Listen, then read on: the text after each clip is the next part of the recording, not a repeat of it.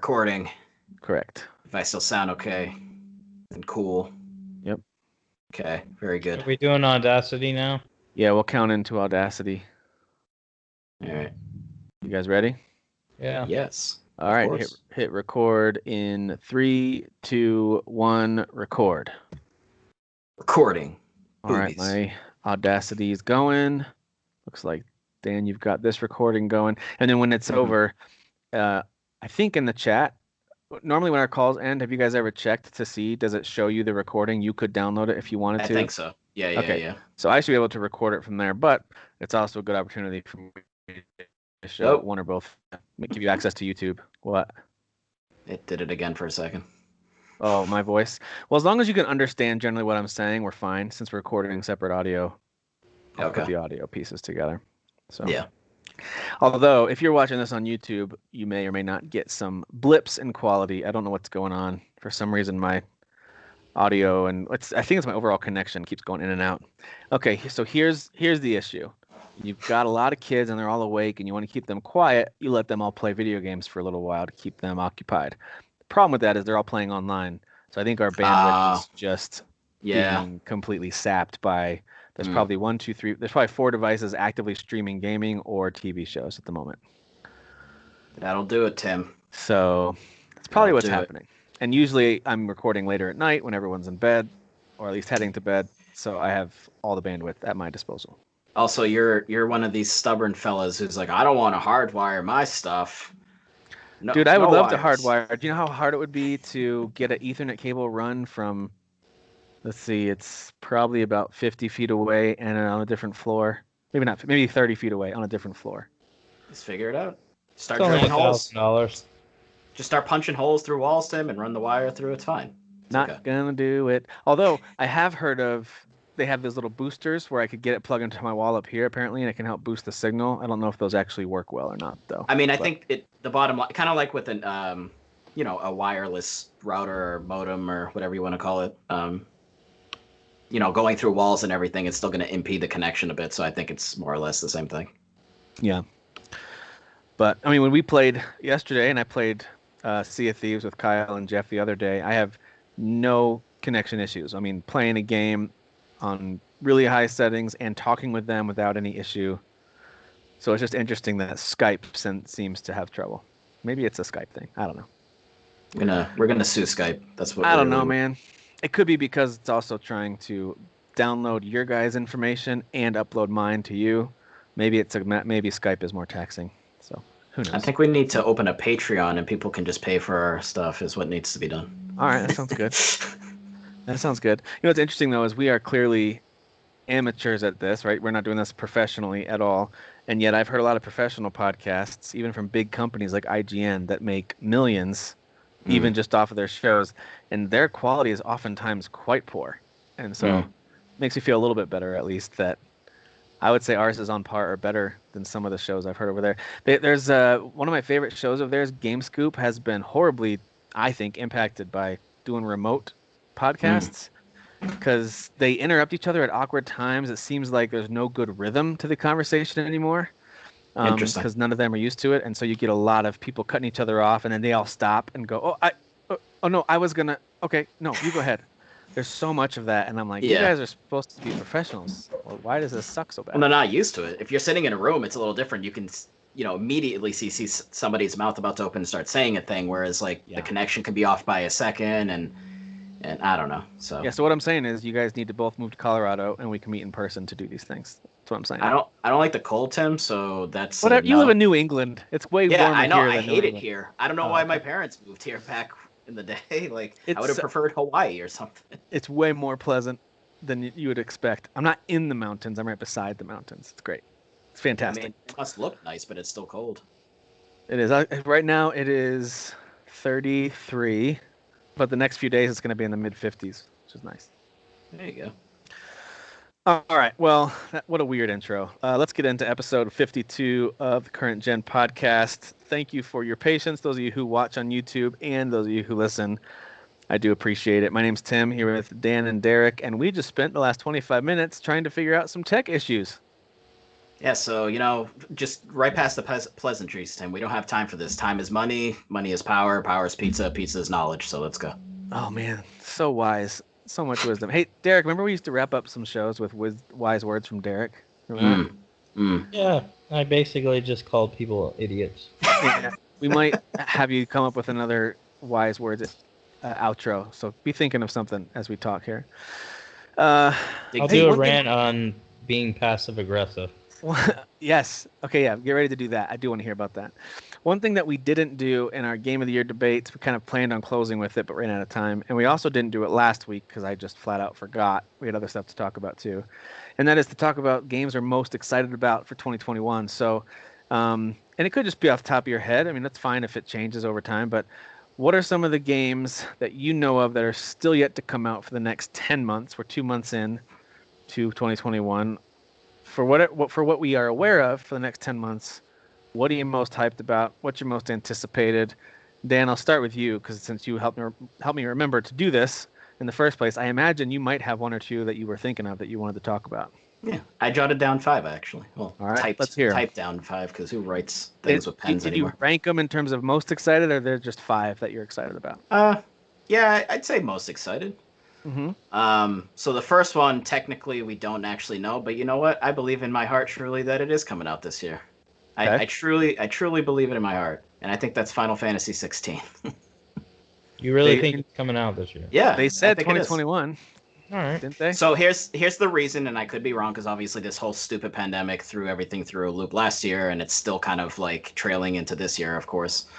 So it could easily change, absolutely. But the team that does 14, I mean, they do an MMO. They are kind of on a strict schedule with their MMO releasing content, expansion, so on and so forth. So those are the guys working on this game, or some of them. I'm sure there's help from their other teams within the company. So I feel like they kind of have a good mindset with that work ethic and kind of getting timing down. So and plus the first trailer that we saw, like there was English VO, they showed combat, like the actual cutscenes like were like done. I'm sure there's still sprucing to be done because visually it's not like totally up to snuff.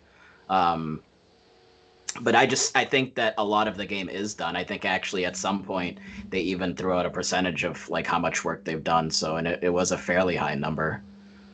So yeah, I think there's a good chance for it. Can it definitely slip into 2022? Absolutely. But Yeah. but then number 2, Resident Evil Village, of course. Yeah. So that is fairly soon-ish. Little Devil Inside. I'm actually very excited for that. They didn't show a lot during that PlayStation showcase, but apparently they had announced it a couple of years prior to that. And I just think it looks really cool. I think there's some cool potential there. So. Ghostwire. The rumors are July for that one, right? That's the rumors. Yeah. I think, yeah. So hopefully that sticks because I know they've been working on that for a while. The rumors for that Kenna Bridge of Spirits was like March or April, and that ended up being in August. So who knows if Little Devil Inside will actually arrive in exactly. July. Yeah. So Ghostwire Tokyo after that. The guys that did Evil Within, I like both of those. I actually like the second one a bit more, to be honest with you. I know a lot of people like the first one more because it's a little more akin to kind of older horror, but I like the second one more. And then Kenna Bridges of Spirits. I think that just looks pretty fun. Looks awesome. Yeah. That looks like a Pixar game, right? Right, Jeff? Maybe? It truly does. I watched the trailer again yesterday, and that one really does look like a DreamWorks or Pixar really high quality movie. Okay. So I'm actually correct this time, is what you're saying. I think so. I'll give it to you. Especially since you're being patient with all my technical difficulties today. Thanks. I'll give that one to you.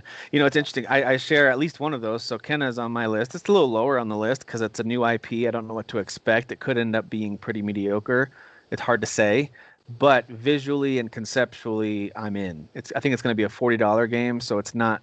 Yeah. I'm not expecting a full AAA experience. But if I can get a good 7 to 8 hour single player adventure out of it and it looks really good, that's great. And if it's more than that, even better. So we'll see what happens with that one. That one's at the bottom of the list though. And I know it already came out, but Hitman 3 was certainly on my list to start the year. And I can already tell you, since I've played the heck out of that game, that delivered. So that one was anticipated and delivered. As far as games that haven't come out yet, other than Kenna, Monster Hunter Rise is right up there for me. It's probably at the very top at the moment. It's right around the corner, which is cool. It's coming out the end of this month, and it just looks really, really good. I am a little bit nervous that I'm not going to enjoy the Monster Hunter experience on the Switch as much. I feel like I'm just going to wish it would be on a bigger console and look nicer. But I think I'll probably let that go pretty early on and just get sucked into the whole rhythm of monster hunting. So I'm excited for that one. I think it's going to be really, really good. And then the other two that I had on the back, kind of on the back burner, that I'm kind of like you when you mentioned Final Fantasy 16. I don't know that these are coming this year, but if they end up getting 2021 release dates, they jump to the top of the list, like in a dead heat tie, and that's Horizon 2 and God of War 2. I know that's pretty basic, bro, of me, but those are the two that so basic. It's very basic, but those are the two that I'm most excited about. I mean, if I had to pick between the two, I'd say God of War 2. I feel like there's so much that I want to find out what happens next, and I loved the way it ended with a bit of not really a cliffhanger, but more of a they open the door to the next chapter, and then literally. Yeah, and it's the game has a nice solid like conclusion to it, but then they definitely open the door to what's going to happen next, and so, but we haven't seen anything from that other than a title screen. I'd be shocked if God of War 2 comes out in 2021. Now Horizon 2 I do think will come this holiday if I had to guess. But God of War Ragnarok, because that's the whatever you want to call it. Well, they said Ragnarok is coming, but they haven't officially given it that title. Yeah. I don't think. I mean, yeah, that'd be a missed opportunity, because then like calling it Ragnarok, there's just so much that could be involved in that will Correct. just be so badass. So I totally agree. I think they should call it that, but I'm not necessarily convinced that they're going to. And kind of an honorable mention, I am excited for Ratchet and Clank Rift Apart in June. That should be a fun summer game. So there you go. There's mine. Derek, what are you excited about for 2021? Or are there any games? I know you mentioned, hey, games aren't doing it for me this year. I'm maturing or something. Or something. I'll start with what doesn't have a release date, but I think will come, and so I'm going to leave God of War out because I've never thought that was coming. I will definitely say Horizon. I do think that's going to be the fall blockbuster for the PS5. That would probably be my number one once that gets announced. Halo Infinite is another one I'm really excited, especially with I don't know if they're leaked screenshots or if they were actually legit release, but there's been some updated screenshots, and the game looks great. Again, those are screenshots. Agreed. Gotham Knights. I'm real excited about the potential for that game. And then I would say Elden Rings. I don't know anything about it. Elden Ring. Yeah. I don't know anything about it, but I know who's making it, so that automatically puts it high on my list. So those are the ones without a release date. The ones with a release date, I would say definitely, what is it, Kenya? Yeah. Yeah. That new trailer, I was already hyped for the game, but that new trailer took it to a next level. Yeah. I'm completely okay with it not being a full $60, $70 purchase, because I'm guessing they're doing this based off of how long the game is.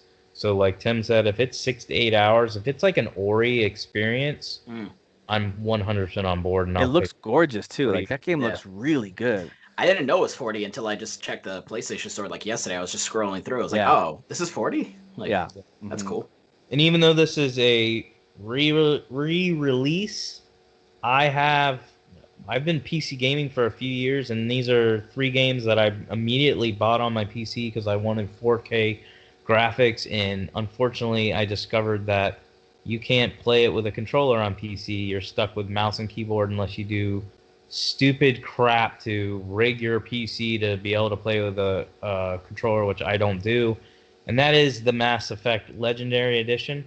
Oh, yeah. So, finally play it on a PC. I have the RTX 3090, so I'm going to ultra that crap up and play it in 4K with a controller and all the little tech that they add onto it, because they are improving the overall experience. Well, they are going to stop focusing in on rear ends so much during cutscenes. Are you okay with that? Well, considering I'm the guy who plays, like, what is it, Nier, and all I do is upskirts, I am disappointed. I will see if I can manipulate the camera. Okay, all to right, get good. As shots. long as you figure out a way to get around it. Okay. Hack the planet, Derek. Hack the planet. Yeah, that might be worth hacking on my PC for. And then the other two were Outriders, which I will do a preview of that later because I've put about 10 hours into the demo. I played it on all platforms, mostly on PC and Xbox, but I did get through half the demo on PS5 as well. And So then that one's still an anticipated one for you, even after playing the demo. So that says a lot right there. That'll be interesting. yeah, to but hear. I have some fair opinions on it, and I'll definitely go over that. And you then you and Sasan are gonna co-op that together, right? oh yeah. He's so great. I love that guy. He's a piece of crap. And then my number one is that has a release date is Resident Evil Village. Okay. Everything they've shown has been spectacular, and I think the thing that I was most excited for was the fact that it did catch me off guard with how quickly it's coming. Like I was not expecting it to be a May game. So yeah. Yeah, I think that I am actually excited for that one because I did enjoy 7, and I know that I wasn't a big fan of the remakes like you guys are. I'm sorry, I don't have the nostalgia for those games like you do. But that being said, did enjoy 7. 100% plan on playing 8, and I am excited for that one too. Well, it's a cool combination of like Resident Evil 1, Resident Evil 4, and like the style of 7, like first person. I'm just excited Tim and I can start game sharing again, so we can start splitting the costs of all these games. Yeah. Yep. Yeah. That is one that I'll split with you. I mean, there are sometimes when you want to get certain games, and I'm sure it's the same way with me, when I'm like, hey, Derek, I'm going to get the latest indie game that's going to make you cry. You want to split it? And you're like, I don't want to be your friend anymore, is what I want. So indie and makes you cry? Oh, man, that's... Hey, I bought an indie game this week. What did I buy? That Curse of the Dead Gods? Oh, that's right. Ah. Yeah, and you recommended it. Xbox. Yeah. Huh? You recommended it to me. I do recommend it. I didn't play... I only played 30 minutes. I went through... They have like a first level, and then I guess after you beat that level, so it's supposed to be kind of the easy level. After you beat that, then you learn the systems, and then you get into the real game, as far as I can tell, from the review I watched. I got all the way to what I believe is the end boss, and makes sense that it was the end boss, but the mechanic that's different from Hades is as you go through the world, or this level, you get cursed. Now, I don't understand how the whole curse thing works. I'll have to actually read. That was my problem. I didn't read. I was just like, okay, shut up. I will have to actually read. So Dan, I think he might like Valheim. He doesn't have to pay attention to any story at all. But it's not 4K visuals, Tim. It's not 4K visuals. That's true. That's true. Screw that trash. And then I got to the end boss, but I was fully cursed, which means once you're fully cursed, at least on my playthrough, your life bar drains. And you don't pick up health while you're fighting the boss. As you were on a timer, it's gonna. Yeah, end. I was on a 30-second timer. I was like, thanks, game. So obviously the game was trying to show you that, hey, dummy, you don't want to get fully cursed. It's okay if you get a little cursed. Don't get fully cursed because you make the game impossible. Don't you usually finish in 30 seconds anyways? Oh boy, there it is. Well, you might want to ask some of my boyfriends. All right, I am Sasan. But I would say my feedback is positive. Okay, cool. It's a very good game. It takes a little while to learn the controls, but there's a lot that's very similar to Hades. If you like Hades, I really don't see how you can play this game and be like, oh, it's trash. It reviewed well because there's so many similarities to Hades, but it's distinct enough that you're getting your own experience, a different experience. All right, well, I stand corrected. Derek does love indies. All right, we know that now. We know that. I mean, I like ones that I pay $8 for, so I'm okay. All right, fair enough. Fair enough. All right, well, let's get through a few headlines here before we talk about a couple of the games that we're playing. And also, there's a big chunk of the headlines that I want to spend talking about Sony's recent state of play. So I want Dan to take us through those announcements. Before you do that, can you tell us if you're still mad at Nintendo? Okay, so after watching this, after watching the state of play, I know everyone's worried. Everyone. I've let a lot of it go. I'm not. It's not so much that I'm mad at them. It's more that I am disappointed. I'm very disappointed. You know, I really am. I'm like a dad who's So you're disappointed. not only in a his- father to me, you're a father to Nintendo. I really am. I am I'm Nintendo's very dad. disappointed in you, Nintendo. I wonder if Miyamoto cares though. We should I don't. figure that out. I don't think he does. And you know what it is? As I looked at their slate of releases that are coming out, and now one of the announcements we'll get to is they're remaking some Pokemon games too. Oh, yeah. They've almost kind of announced all their major franchises that are going to hit in 2021. Like I think we have a pretty good idea of what's going to land for them the rest of the year, outside of some out of nowhere surprise, which would be great if they surprised us. I don't think they're gonna. I think what you see right now is pretty much the slate of games you're getting from them in 2021. And yeah, I'm disappointed. And it doesn't have to be Mario or Zelda or Metroid. It doesn't. I wanted any of the other follow-ups, like even a Mario plus Rabbids. Like I was hoping for some kind of, this is why you own a Switch. It's not just to play, remakes of DS and Wii U games. It's for more than that. And so I was hoping for something more. I know there are some good things. I think Mario Golf is a cool announcement, not a great trailer. I think they should have shown a different course or really I don't know. There was something about it that didn't get me excited. But again, I'm sure that game will be fun. It's just, so the more I thought about it, the more I was like, listen, this wasn't the worst direct they've ever done, but in context of a year and a half went by and this is what you have to show, still think it's disappointing. But Yeah. State of Play had its own disappointments, but I thought overall went a little bit better. We'll talk about that when Dan walks us through it. The last thing that they announced redeemed the whole thing. Yeah, it was very cool. So I know it did for you at least. yeah. All right, so a couple general announcements I thought were interesting. Tony Hawk Pro Skater 1 and 2 is coming to next-gen consoles with PS5 and the Series S and X, and it is also coming to the Switch, which I think will be a pretty good fit if they can make the port run smoothly. I know the resolution will be lower, but if it can run smoothly, I feel like that arcadey skateboarding style game works well on the handheld if they can pull it off. So that'll be cool. That comes out in May. I can't remember. It's coming out this spring. I forget the date. Another general announcement. We'll talk about this later. Dan and I have been playing a lot of it, or at least I've been playing a lot of it. Dan's played some. I don't know how much you've played. Valheim though is the new big thing in gaming right now. I would say it's getting pretty close to being a phenomenon. It's over 4 million copies sold in less than 3 weeks. That's crazy. And that's just early access sales. I mean, they basically put it up on early access. They admitted like this was just to help us sustain the effort to finish the game. Yeah. Because we needed some cash flow. Yep. So they put it up in early access, and it just caught fire. And it's crazy because survival games don't usually catch fire like this, but this one is very accessible compared to stuff like Rust and other survival games that were popular and still are popular. This one's way more accessible. It's very intuitive. And it can run on most systems because it's not super taxing.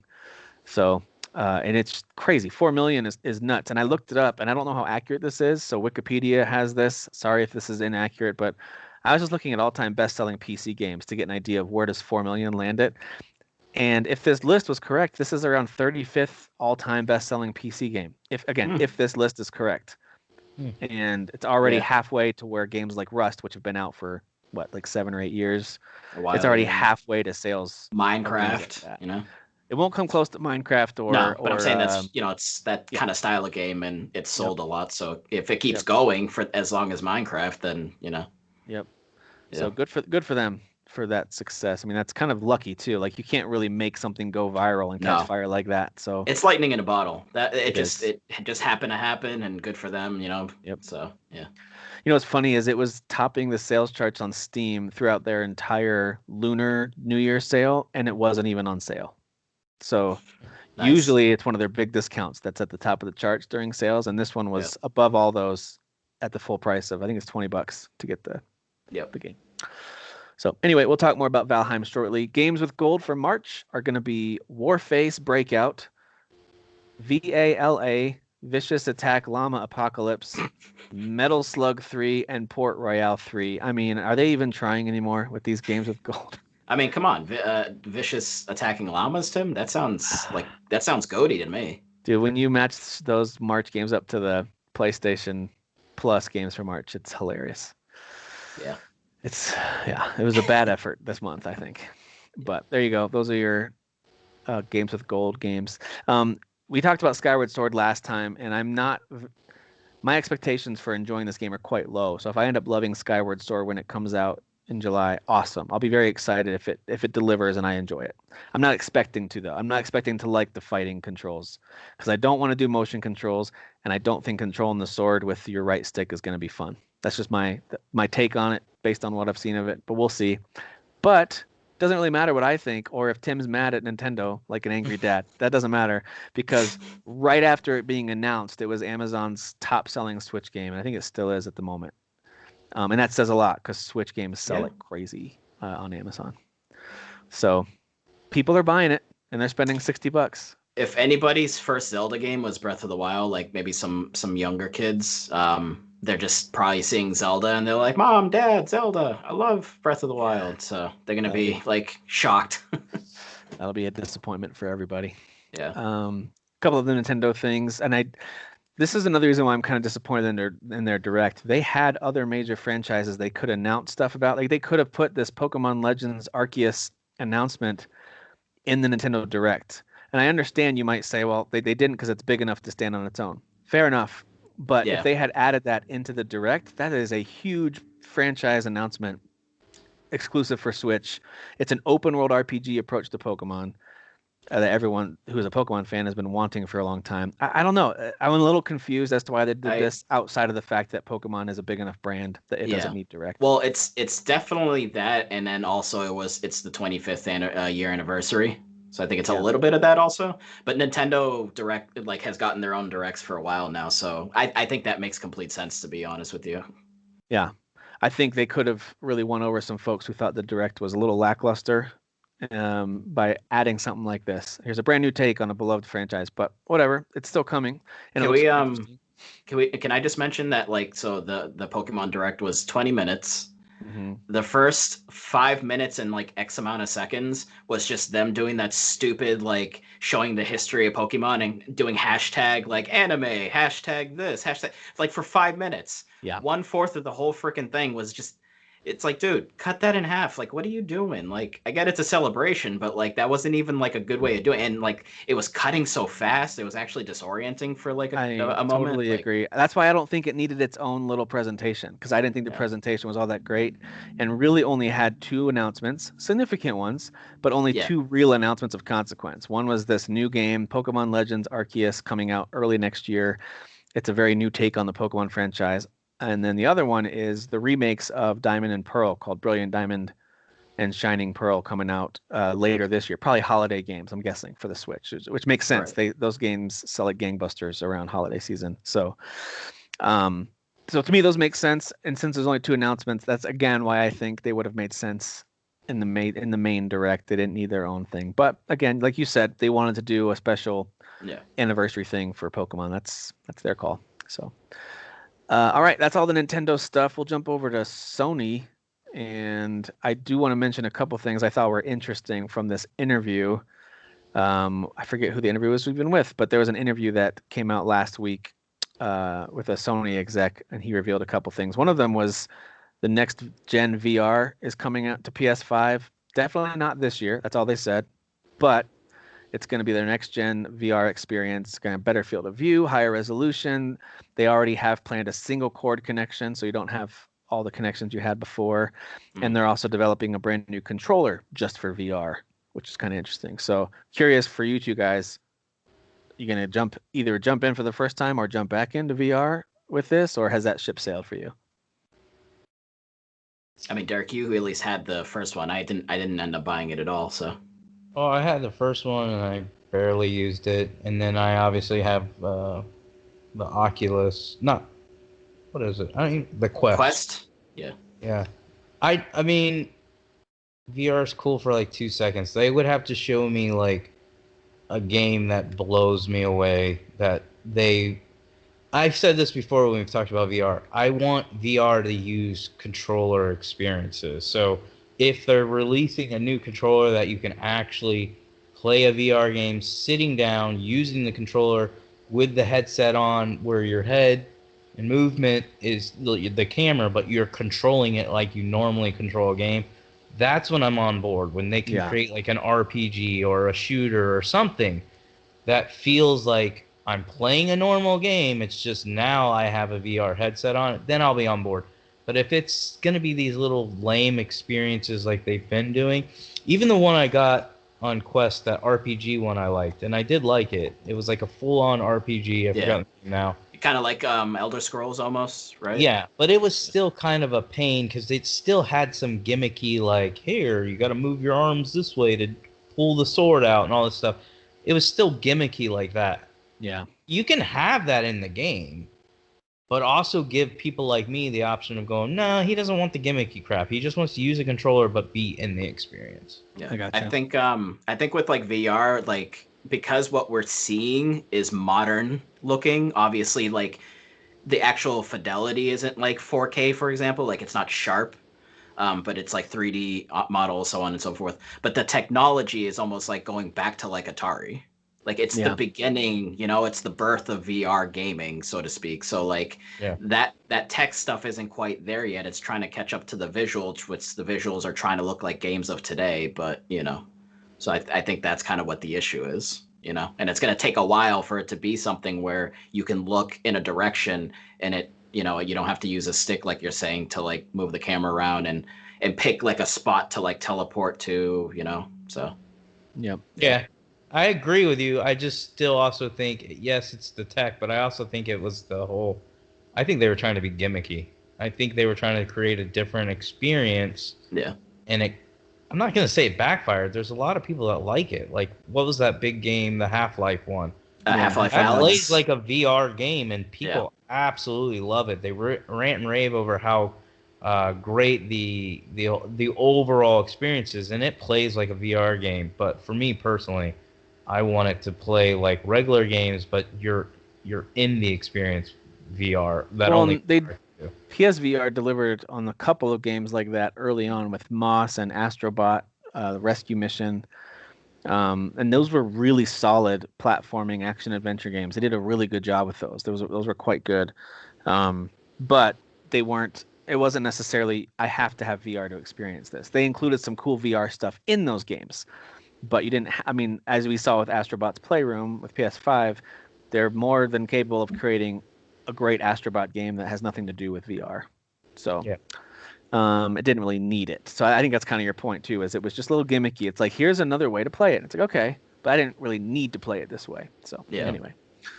And by the way, Astrobot's Rescue Mission. If they had just done a really high-res, beautiful version of that game on a normal screen, that game would have gotten a lot more accolades than it got because more people would have played it.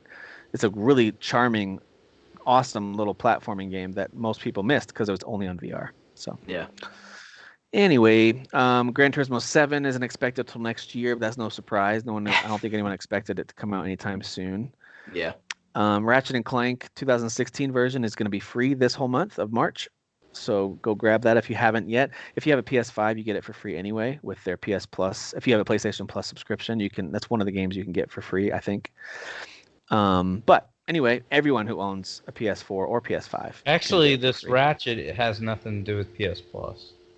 It's just it's that little thing they've been doing during the pandemic. They're just this one is, but it was already in the PS Plus collection. I see what you're saying. You know, the collection that PS5 owners can play PS4 classics on. Yeah. So anyway, but now it's free for everybody for this month. You're right, regardless of subscription status to anything. So that's cool. And this was interesting, and I'm curious what you think about this, especially Derek, being a PC man with your new 3090. The Sony's going to release, quote, a whole slate of their exclusives on PC in the future, starting with Days Gone this spring.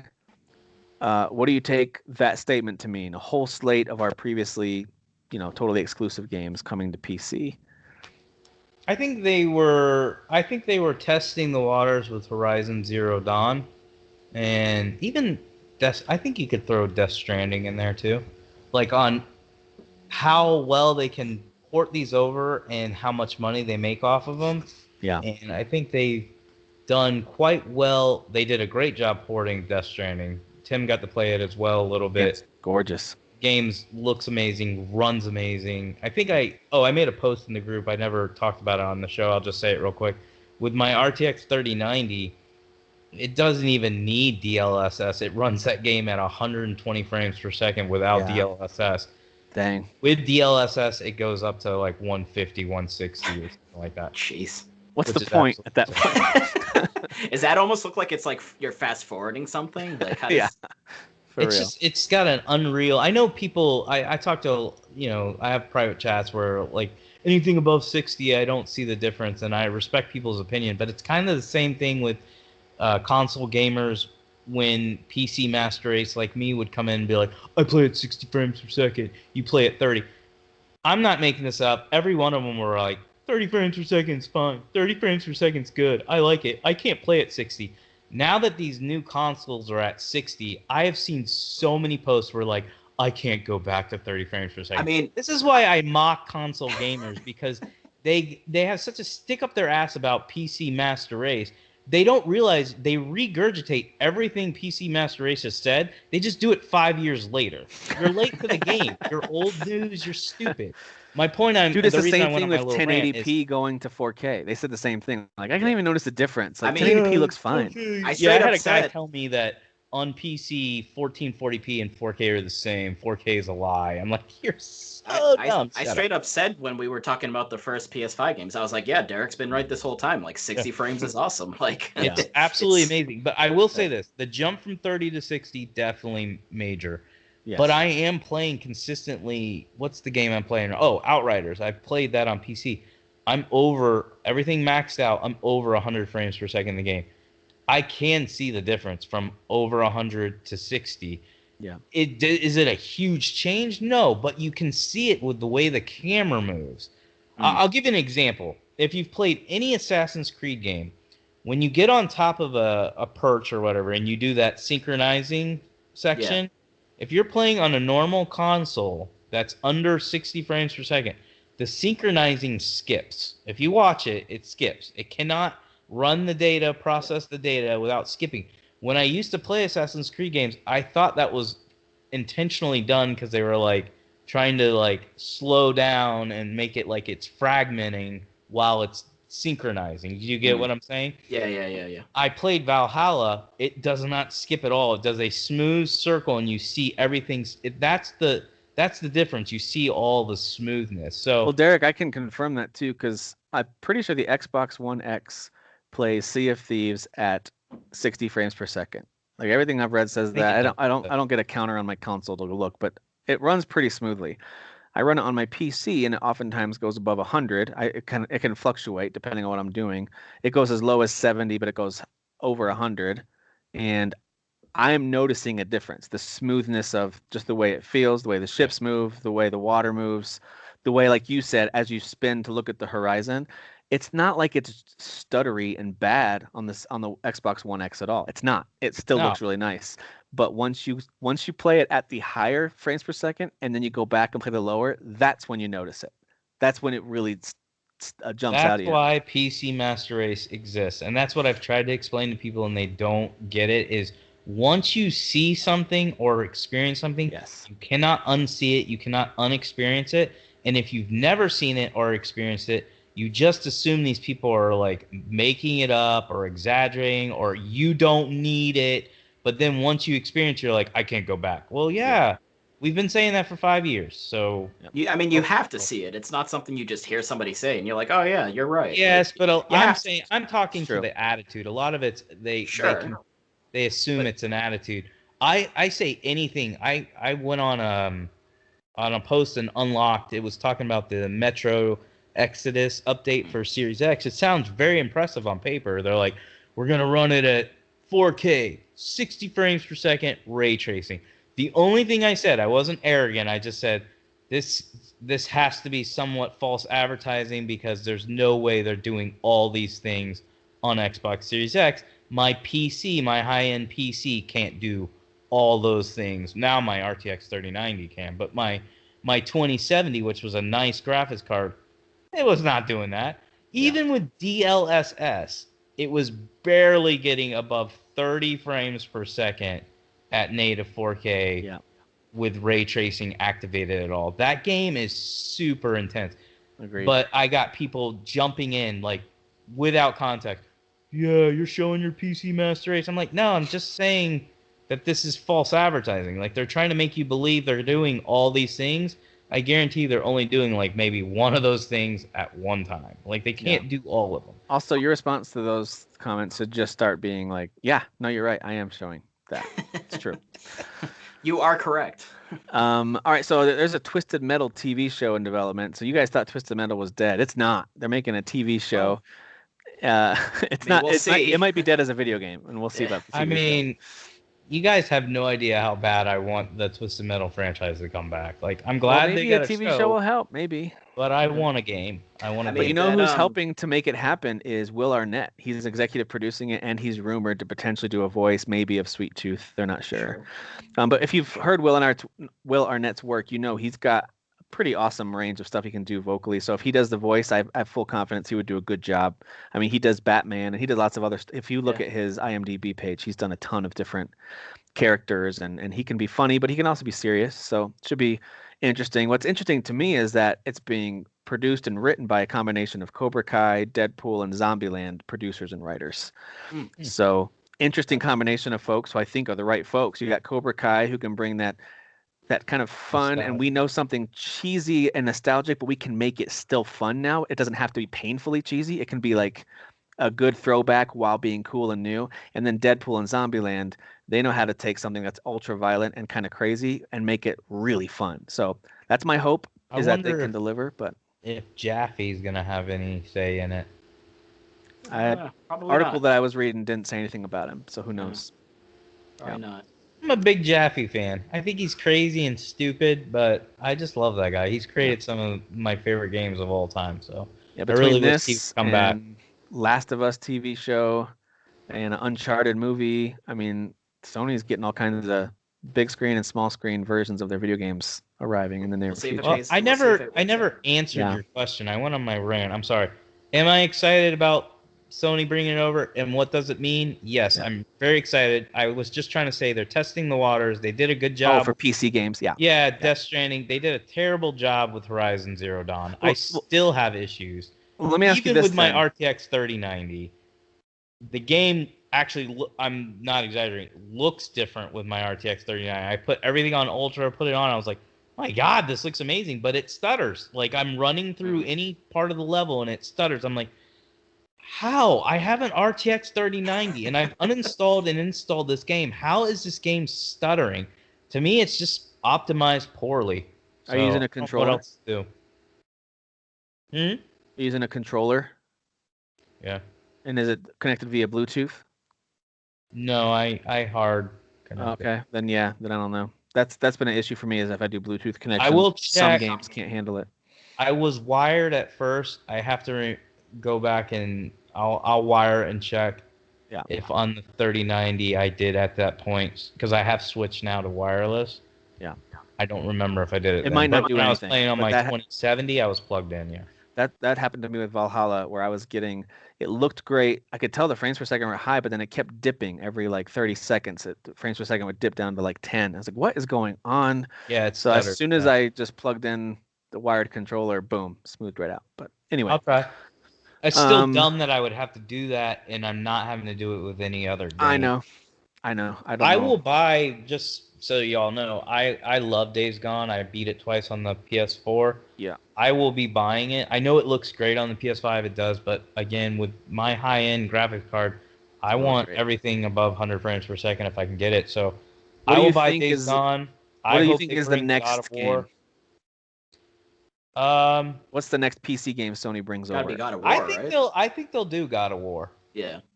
I think they would do Bloodborne. I mean, gotta come. They seem to not be touching Bloodborne though. Like people are like, all right, PS5. I think they're capitalizing on Bloodborne. I think you're gonna get a PS5 release. I don't think they're gonna just unlock 60 frames per second. Well, I think it'll be like a definitive or classic edition or whatever game of the year edition. Something where they get some type of money out, where it's got ray tracing. Yeah. 4K textures. And we might see that at E3 this year. Yeah. They did just update God of War for PS5, so that would be more likely to be the next one then, I think, because they're already doing the work for PS5 to kind of God shift of War to PC. next. I think you're right. I think those are the two that came to mind for me. Was Bloodborne and God of War seem like no-brainers. I think stuff like Last of Us could come over, but I think that's a long shot compared to God of War and Bloodborne. I don't see them bringing Uncharted for some reason, but I feel like Last of Us 1 and 2 they could bring. I don't know why. I think The Last of Us will come maybe 6 months to a year after we get the PS5 update. Okay. Yeah. We are getting. Yep. I think it's a free update where they're doing 4K 60 with ray tracing. What I don't think is going to happen is I don't think they'll ever simultaneously release PC and PS5. Future brand new games. I don't think that'll happen. Yeah. But like they won't pull Microsoft and release it on those multiple platforms all at once. They still want it on their console first, at least for a year, probably a few years. But I still think it's cool that they're doing that. There are some PC gamers who have missed out. What's y'all's opinion on that, though? I will say they get money from me personally, because if they ever announce every PS5 exclusive is coming to PC day one, I don't have a reason to own a PS5 then. Well, that's the thing, because they definitely, their perspective on that is much different than Microsoft's. They care about their consoles more. They do. Yeah. I mean, if it was day and date, I don't know. Like, I guess they're still making money, right? Because like then those people that weren't buying it on PS5 are buying it on PC. They're still getting the money for the game, but then you're potentially losing sales on the consoles. Console. Yeah. So that's why I think they'd want to stagger it for sure. I don't see it being day and date. I don't think they'll ever do day. Now, okay, I shouldn't say. I actually think there will be some cases where it may be a smaller game or something like that, or maybe like a definitive edition of something. Like if they do definitive edition of Bloodborne with all the DLC and they've up-resed it to modern graphics and 4K 60 FPS, whatever, they up-res everything. I could see that being PS5 and PC day and date because it's a re-release of a classic.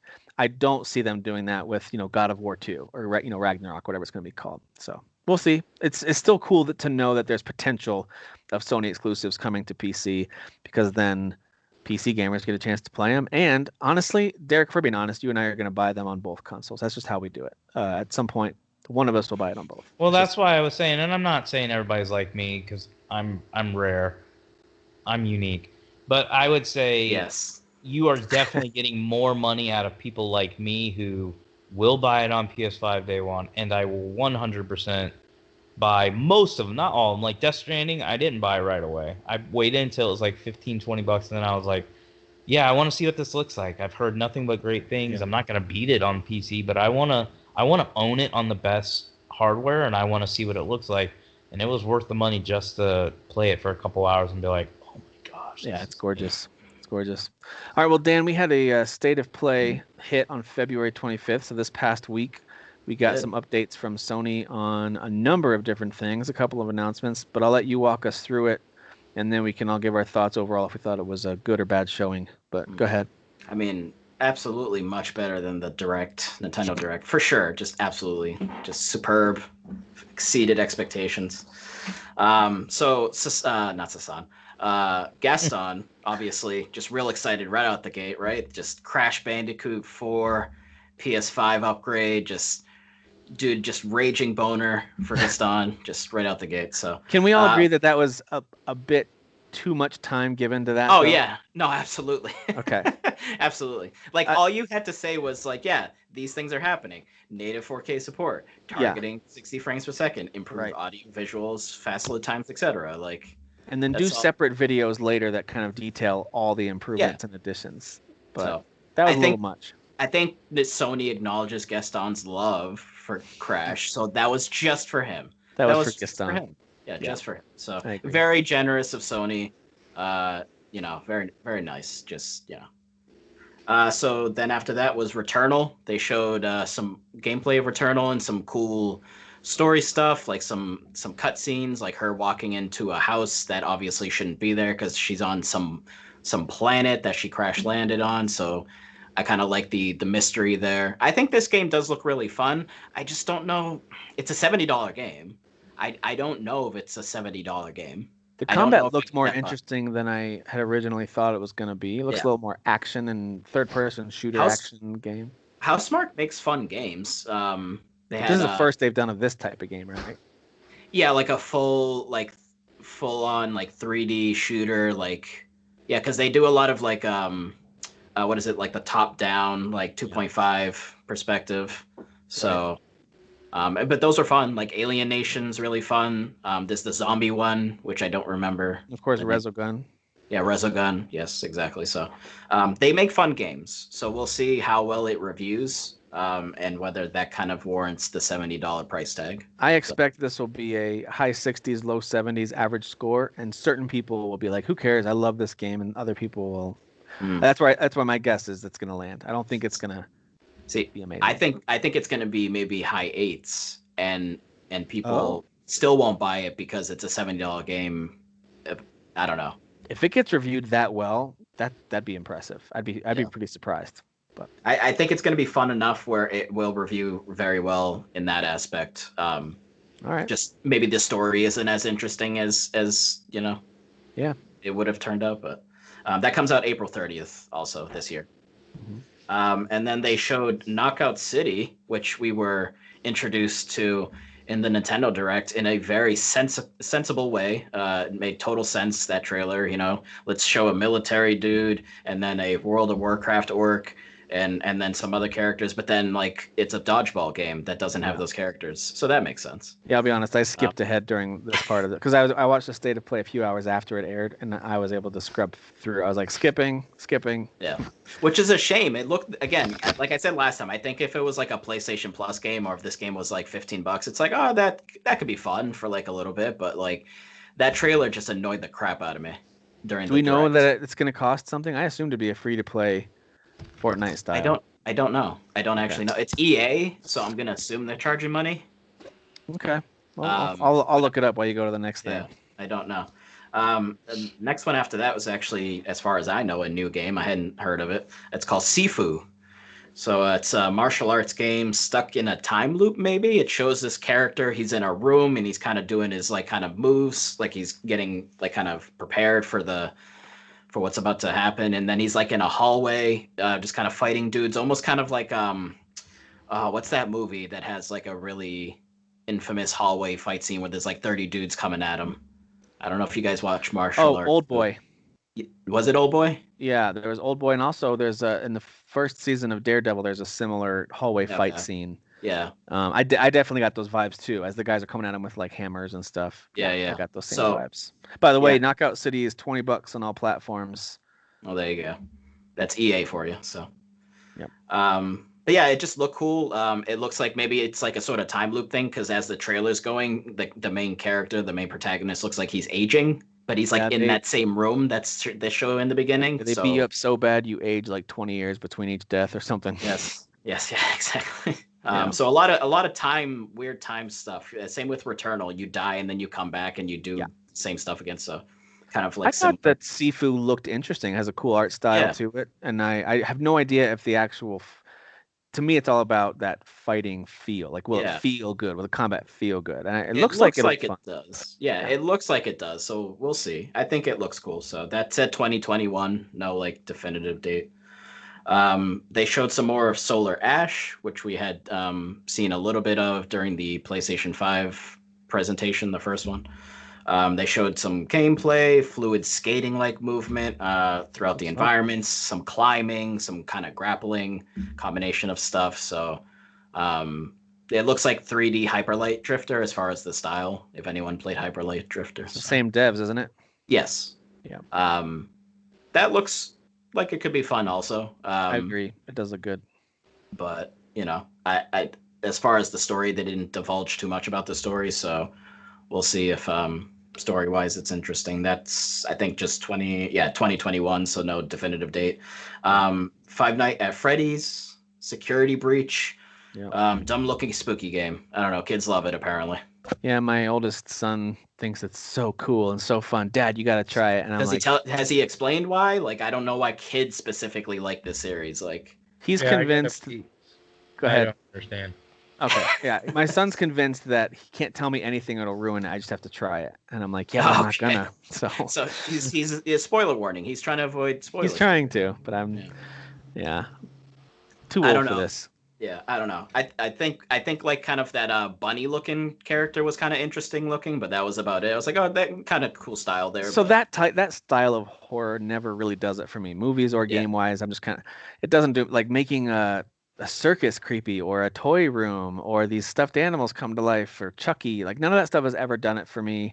I'm neither scared nor interested. Like it doesn't go either way for me. That's why if I'm going to play something spooky, I'm much more likely to play a Resident Evil 7 or 8 because those actually look intriguing and have interesting lore, and I feel like they're going to be fun to play. I'll play those spooky games, or even the Medium, which we've talked about already.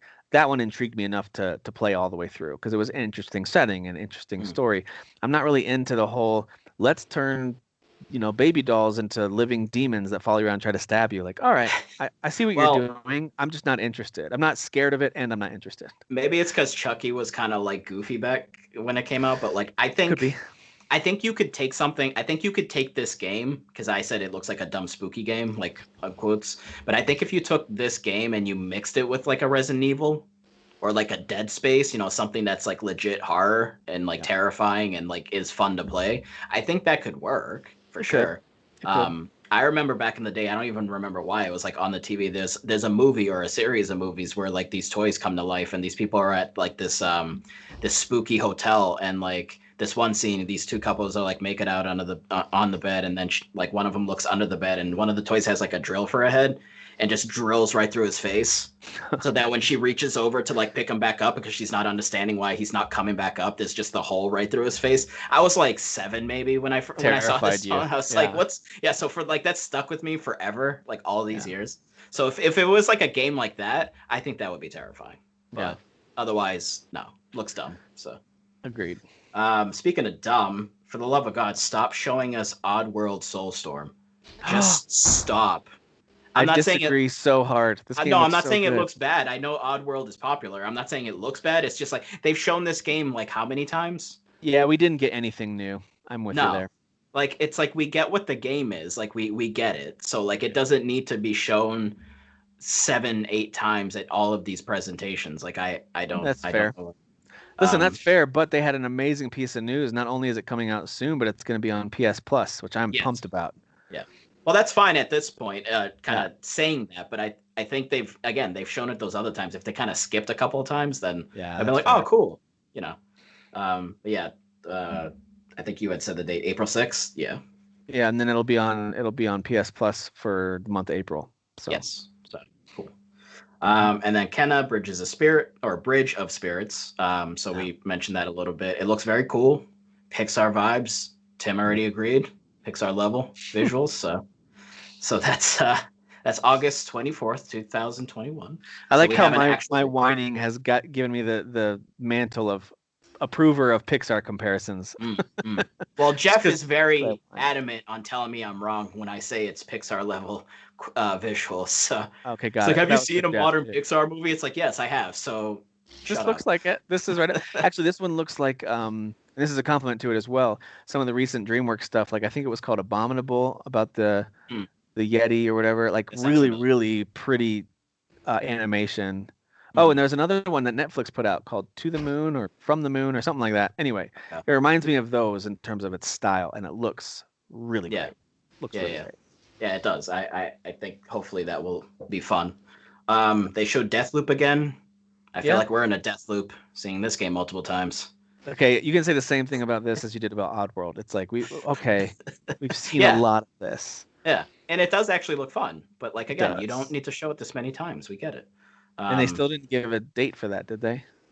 I didn't jot down a date, but I swear they previously did say. I'm thinking August. I have August in my head, but I could be thinking that because of Kenna. I think they just said 2021. Okay. I thought it was supposed to be at the end of last year, and they pushed it back, right? Right. I could have sworn they gave us an actual date the last time they showed it, but I could be wrong, and I didn't jot down a date. So Google is saying it's May 21st. Okay. Well, we'll just say May 21st then for now until otherwise. There you go. And then last but not least, the savior of this state of play, Tim. Final Fantasy VII Intergrade. This is the upgrade to PS5, essentially. Mm-hmm. But also includes Eufy Dlc. Yep. And another character who I've never heard of before. Well, so he's a new character. Sonon, I believe it was pronounced Sonon. So a lot of people are angry because, as far as I know, I'm pretty sure it's confirmed. the DLC only PS5. So people are annoyed that it's not on PS4, which I get, but I mean, I don't know. I don't know if it's just because they're trying to be like, well, this is the PS5 upgrade, so we just kind of want it to be with that upgrade. I mean, I don't know. I don't know the reasoning. So I don't know. I feel like they give a little and they take a little, and I feel like in this case, I can see why people are upset, but also it's like, hey, we're giving it to you for free for PS Plus for a month. Well, the DLC I don't think is free. No, that's what I'm saying. Like, we're going to give you the full original game for free for a month, but also you only get the DLC if you decide to do the upgrade to the next gen console. So it's kind of, again, it's like that give and take. They're not just 100% magnanimous and giving everything to you. It's a little give and take. And I get the desire to have it. And who knows? Maybe there's some things that they developed that they knew would have trouble working on the PS4. Yeah. So we don't know if there's going to be something additional. Well, that's almost like I was like thinking to myself, I'm like, maybe I'm giving Square too much credit, but maybe there's something in this DLC that's only like feasible on the PS5, like something going on in there. So well, I think it's also they're upgrading the core systems, or at least like the power of the game, the original game. And then as they made this, is it Eufy or I guess it's Eufy. As they make this, I think some people say Yuffie, but Eufy sounds better than Yuffie. So Yuffie sounds really stupid. So it does. Yeah. So I guess their option was we make 2 versions of the new Eufy content, or we just make the new stuff since we're already upgrading everything else. Exactly. So, but listen, I understand why it's frustrating. I get it. To me, it doesn't bother me that much. Even if I didn't have a PS5 yet, but I knew I was going to eventually get one, I'd be like, yeah, I'll play this when I get a PS5. Like, yeah, I don't know. It doesn't bother me that much. But yeah, they're adding the visual optimizations, graphics mode, and performance mode. They're adding a photo mode, so Derek, maybe you'll actually like it more now because you can get some upskirts of Tifa or Jessie. Well, Jessie doesn't have a skirt, but I know you're into Jessie because she's just all over your nads, and you're into that. So. You're just into really just women that are just putting it out there. You're not earning anything; they're just giving it to you. So I'm not one of those idiots that's like, I like a challenge. I don't like a challenge. Derek's like, I don't like a challenge. I like things to be handed to me. Yeah, easy mode, Which is funny because that's not how you play your games. That's yeah. But yeah, photo mode. They're adding normal classic difficulty. So in the in 7 remake, they added classic difficulty. Essentially, it's on easy difficulty, but it's almost like the turn-based mode for that game, as opposed to the action RPG style. So they're adding that, but a normal difficulty of the classic mode. Faster load times, and then, like I said, the Eufy DLC. It takes place after Cloud falls during the Mako Reactor 5 section. So when him and Barrett and Tifa are at Mako Reactor 5. Yeah, some of the trailers showed some stuff that we haven't seen yet. That's like after the events of the first game, which is cool. So this really is continuing the story. Yeah, it shows Barrett and Tifa talking to is it Biggs, I believe? Yeah. Yeah, Biggs. And Biggs is like, yo, like, where's Cloud? And they're like, oh, I mean, he fell. And they're like, Biggs, aka Charlie Sheen. Yeah, exactly. So yeah, and Yuffie's kind of going around behind the scenes. So obviously, like, she's a ninja, so she's sneaky. So we didn't see her in the original game, but now we're playing as her. And she's with this new guy, Sonon, who's also part of the ninja Wutai clan. And Yuffie is just all about materia. She loves stealing materia, getting materia. That's her thing. And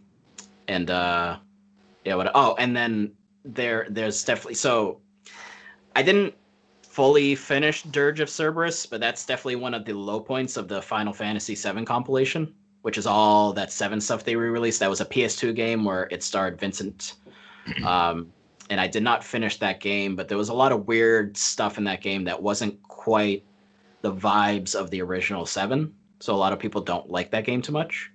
But it seems like some of that is kind of seeping into this, so I'm a little concerned. But we'll see. I think it'll be fine. We'll see. I think it'll be fine. It would be cool if they introduced Vincent though out of nowhere. That'd be cool. It's not gonna happen. He's in that coffin, Tim. We're not ready for Vincent. I'm ready for him. Well, let him change everything. Who cares? Let him change it all up. So I'm with you though. I do think that this final piece did kind of give an overall positive vibe to the state of play, even though most of the announcements, just like with the Nintendo one, I was like, pass. I said pass on probably 2 or 3 out of every 4. I was saying pass. But yeah, this last one was really cool. I thought. Now, walk me through this. So Derek and I do game sharing, and we're about to start game sharing again now that I've got a PS5. We'll start sharing games on there again. So we've got access to Final Fantasy VII. We'll get the upgrade to the PS5 version for free, right?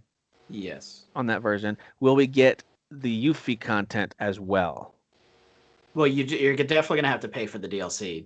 I Okay, so haven't. DLC is extra, and if you don't own the game now but you get it with PS Plus, that is not the upgraded version, right? Right. Which is the other thing everyone's pissy about, but it's like I get it, because then you're just cutting through all the lines, so to speak, and just getting everything for free, So they want to recoup some of that money, I guess. That's just Square Enix's thing. So if you get It's not just that. Like, this is a Sony thing too. Like, they want people to buy PS5s, and I know anybody who's listening is going, "Oh, it's their fault. We can't buy them." Dude, they're not thinking about just now. They're trying to give you more reasons to own a PS5. They don't want you to stick with your PS4. So I know you guys were kind of like, gamers are upset. I kind of understand. I still think this is gamer entitlement. When you get an announcement that you're getting a $60 game, yes, it goes on sale for $30. It's $30 right now. But a $60 game, a AAA experience, and you're getting it as part of your PS Plus service that they don't have to give you. They don't need to give you that game. There's plenty of other cheaper bullcrap games that they could have put on there. They give it to you, and then you see come games out with gold for reference. Complain about DLC, about PS5 upgrades, all that stuff, and it's like, I'm sorry, did you just want them to ship a PS5 to you for free?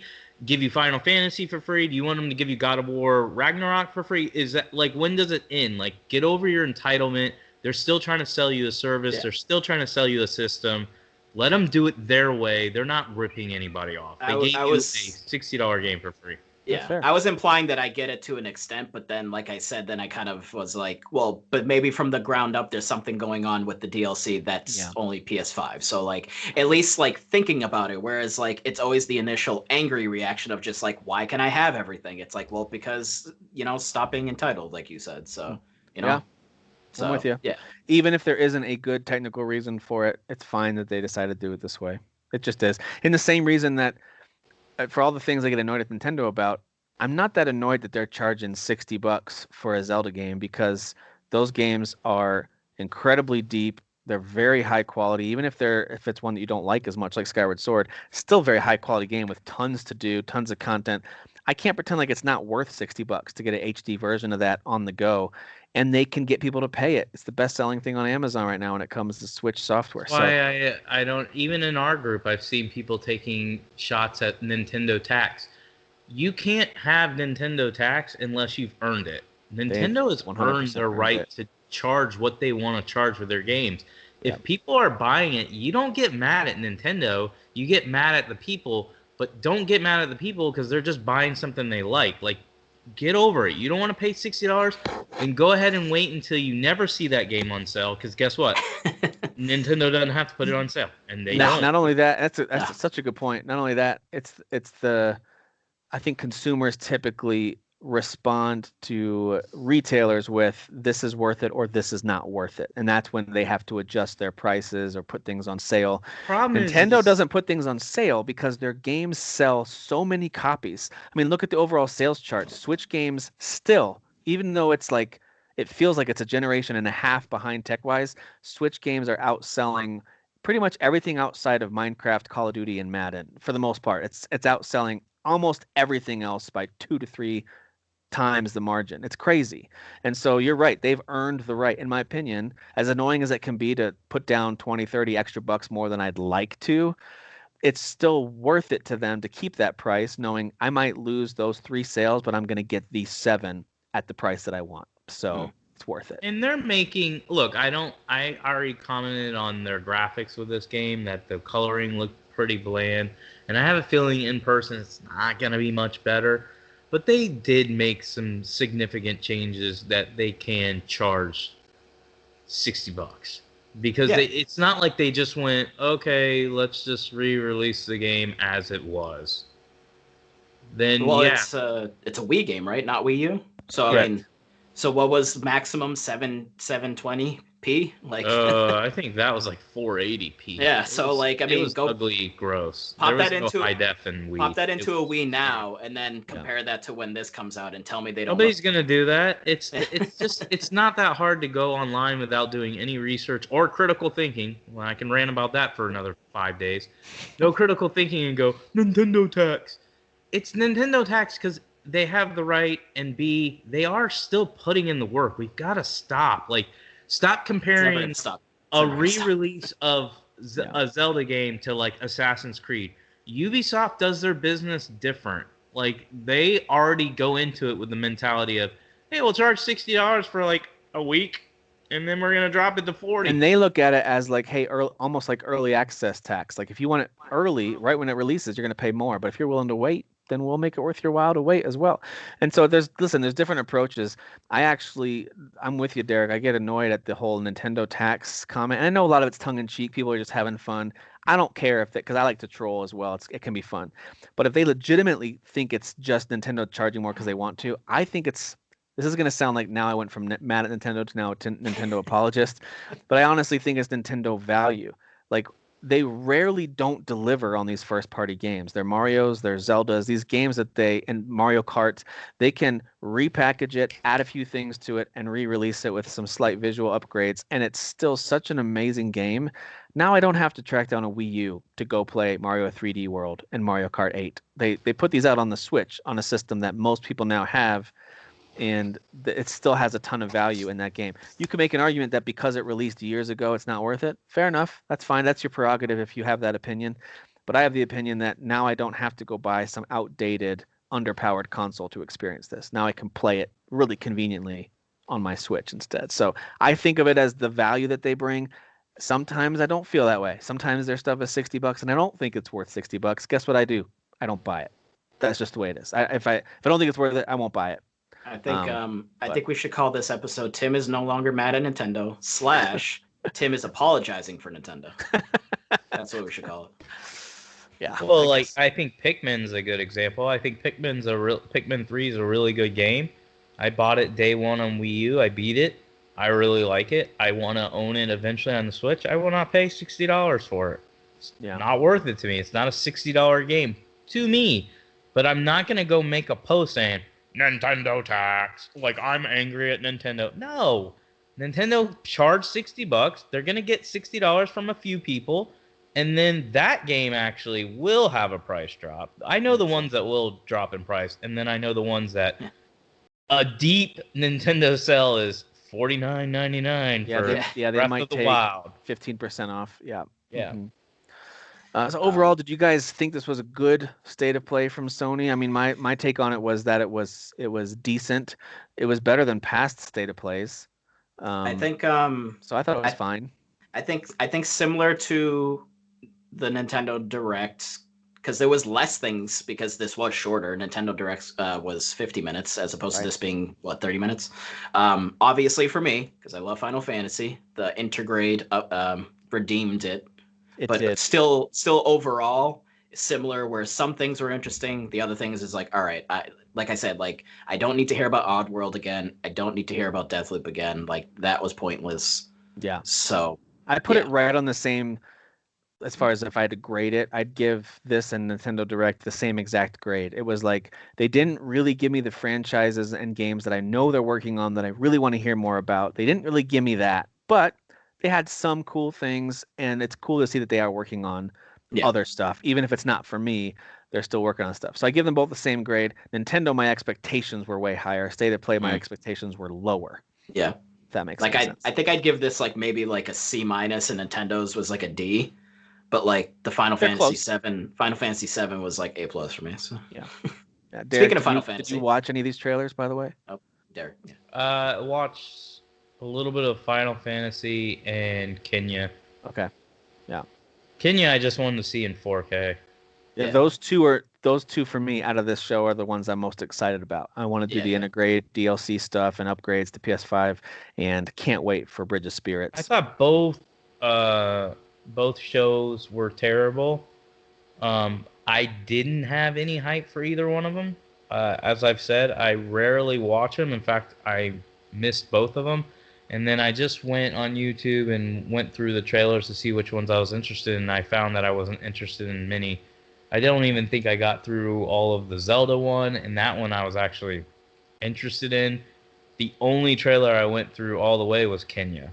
Everything else I like cut it off at some point. Like, Because it's like a movie. It looks like that new Disney Raya and the Last Dragon movie. Like, it looks really good. It does. Kenya's a country, by the way. Just so you know. It's a Kena. It's either Kena or Kenna. But I think whatever. I think they pronounced it Kena, but Kenna sounds better to me. But I think it's Kena. Yeah, it's probably Kenya. Because guys, I every new both were IP from disappointing. every developer now must have either a girl main character or the ability to select between the two. I was looking at this recently. I was looking at new IP, not returning IP, but new IP that's been released in the last 5-7 years. It's pretty, unless I'm missing a whole bunch, pretty overwhelmingly either female led, if it's, you don't have a choice, here's a new character, or you can pick between, what gender you want your character to be. Unless it's an existing IP, they might keep bringing back, returning, like Mario, of course, is still Mario. But for the most part, most new IP, it's all female. I mean, so Derek, it's a woman's world now, okay? So just deal with Always been a woman's world. Now I'm just waiting for transgender. That's all I care about. I mean, Good for I'm you. all for people having choice. I think that's fine as long as like that's the artistic, creative, like it's coming from that perspective as opposed to just trying to check off a box and make people happy. You know what I mean? So Yeah, It's I'm okay with definitely it if they turned tell a into good box. story. If they tell a good story and it's a fun game to play, or in the case of a movie or show, if it's a fun thing to watch, it doesn't really bother me. It is just an observation that I made recently, like, oh, just most new IPs, everything from whether it's something like Control, or Medium, new IP like that where you don't select your gender for your character, or it's a game like Outer Worlds where you pick what your gender is and what you look like and all that stuff. I feel like if it's a game where you're creating the character, it should be a choice. I'm not saying this ruins the experience, but for me personally, I feel like the Assassin's Creed games are just checking a box, and I feel like they would benefit more, especially Valhalla, if they were like, no, you're playing as a female character. Or, Yeah. no, you're Same playing with as male. Odyssey. I feel like Odyssey, you should have just been the sister. She's the lead of that game, and then maybe Valhalla, Eivor is a male or whatever. Like they should just pick a lane because that character's more interesting that way. But whatever. But you see, you guys played as male Eivor, right? I actually liked. I did. I picked female Eivor. I actually liked her a lot. I watched I videos did of male female Eivor. Yeah, I thought picked she was male cool. for one reason only, and it was the voice actor who's in The Last Kingdom. Right. Yeah. And he is so good, and I think he does a great job in the game too. I regret picking Alexios in Odyssey because I didn't like that voice actor. After a very short amount of time, I was like, man, he's annoying. I should have picked the female. She looked cooler, and her voice actress was much better. But whatever. All right, we need to wrap some things up, but I do want to hear, Derek, give us your thoughts on Outriders. This is some stuff that we're playing now, and you had mentioned you put a lot of time into Outriders. Tell me a little bit about that game and the good and the bad. Okay, there's a lot of it. There's a lot of good and there's a lot of bad. There's a lot. But like I said earlier in the show, even with all the bad, it hasn't changed my hype level. It actually increased it because I didn't do a lot of research on it. The only reason why I really knew about this game was Rob Rinaldi kept talking about it, and it was kind of a Rob game, and Rob and I have very similar tastes when it comes to like our shooters and stuff that we like, and we love. Tell me what it is first, because I'm blanking out on even what this game is. Is this an So online only game? What is this? It's a third-person shooter. Okay. It's a looter shooter. So it is co-op, but you can play it completely single player. It's a little different from like Destiny and all that stuff because what they've done is they've created basically a 25-hour campaign, and then they do have in-game stuff, but it's not created in a way where they want you to play forever like Destiny. Like Destiny never wants you to stop playing. The end game has an end. So they have this story they want to tell, then they have like an end game that ends. And you can get anywhere from 50 to 60 hours probably out of this game, maybe more. So what I experienced is in the demo you get to play as long as you want. It never ends.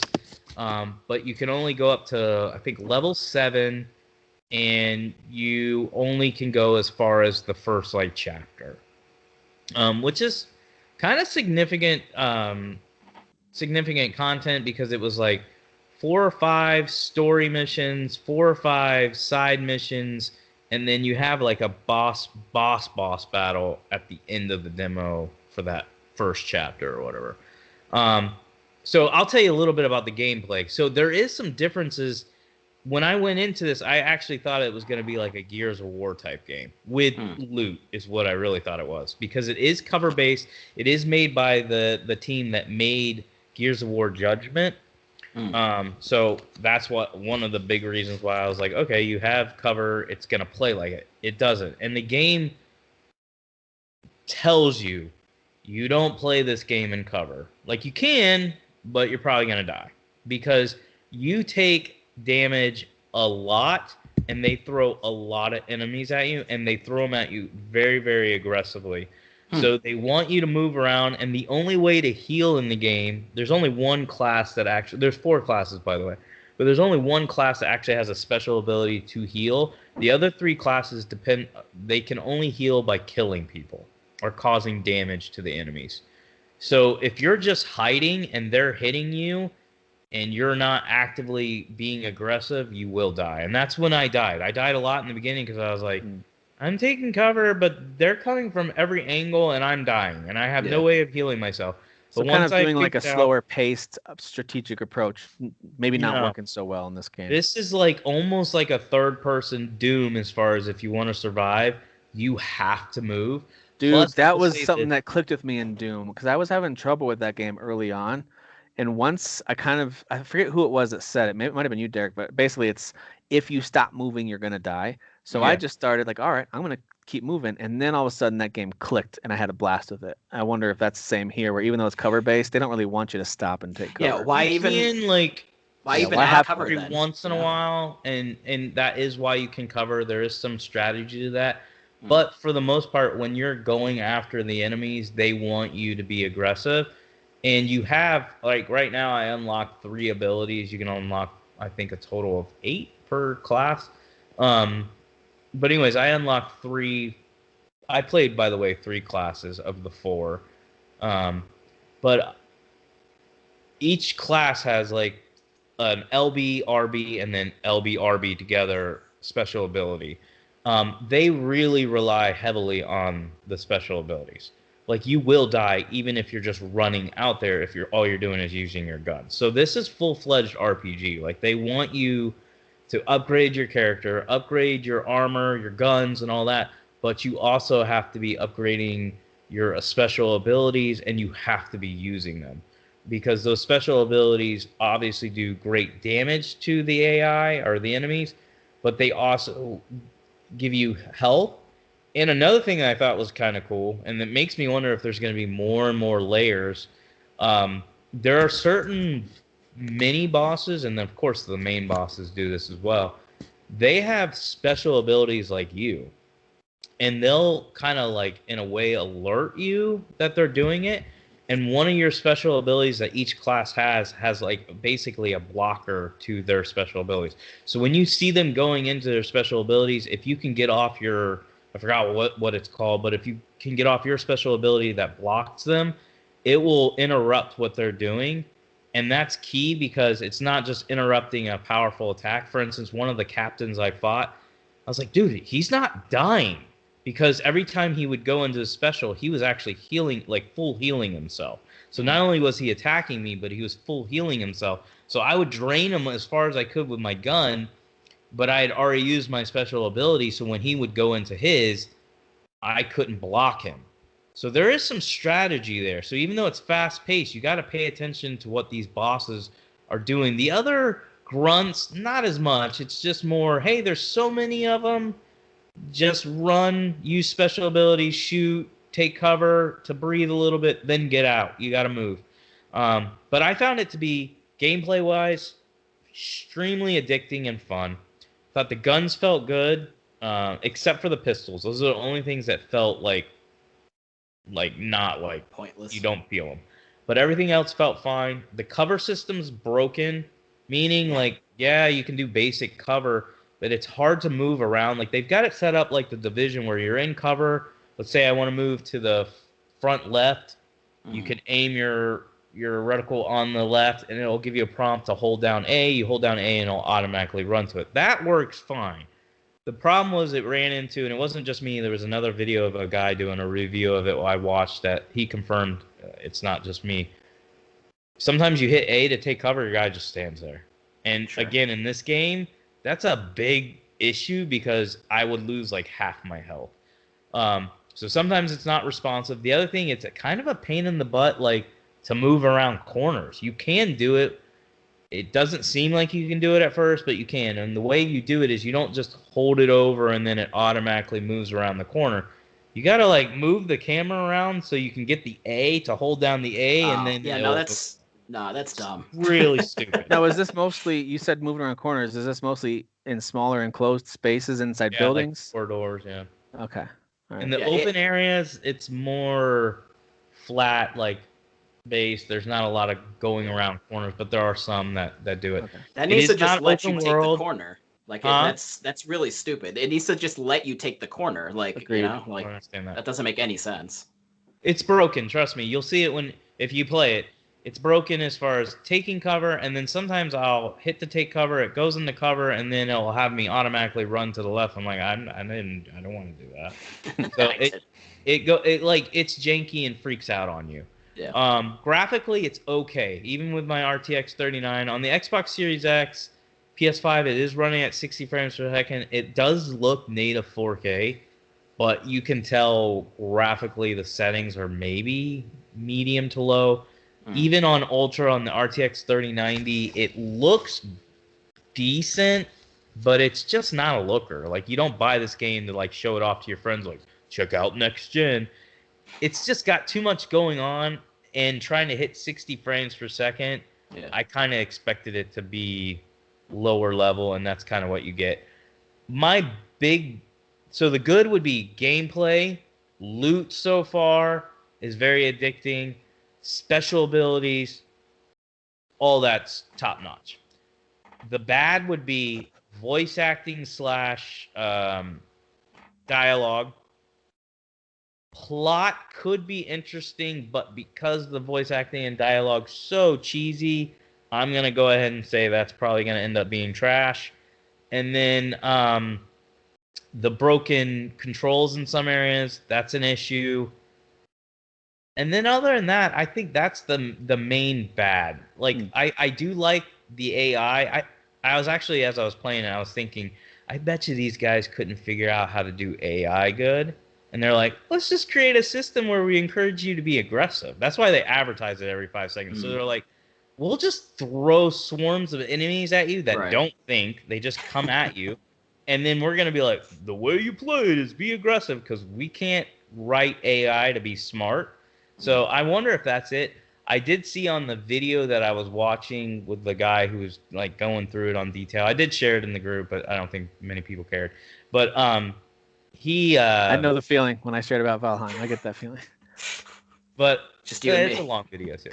But but he did get on like, he went back and played the same level but at a higher world tier. I didn't touch on this.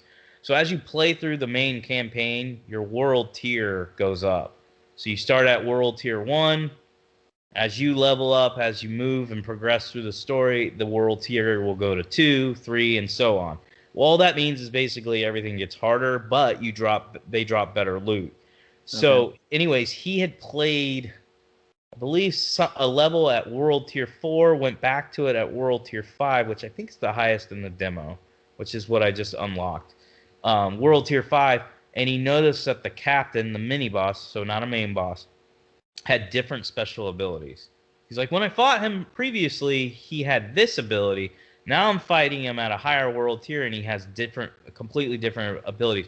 The reason I bring that up, I think that's kind of cool, because even though they are trying to tell you a story, and they have this in-game, setup, there is going to be some replayability as far as you're going to want to do certain levels over and over again just to level up your character to get better gear. But this could potentially be cool because you might not be facing the same enemy. Like, yes, Right. he's the same, but he's got different characteristics, Different strategies. different abilities, different strategy. This is just him putting it out there. He's not saying that's what they're doing. It just could have been a glitch, or this could be done purposely. I think that's pretty cool because it gives you a new feeling when you're playing like a different or the same thing over and over. So is this one, Derek, that you plan on buying in May, and which platform will you play it on? Okay, so I already bought it on PC because I had a $50 gift card from when I bought my LG CX TV. They gave me a $50 gift card. So I used it to buy a Steam code. I bought Outriders, so I paid $10 for it out of my pocket. And the demo's on Steam right now too? Demos on Steam, PS4, PS5, Xbox One, Xbox Series X. It's definitely worth downloading if you're into looter shooters. If you're not into looter shooters, this isn't going to sell you on it. And if you really, really like Destiny, I'll tell you right now, Destiny does story, characters, animations, presentation, shooting, all weapons. That is triple A. Yeah.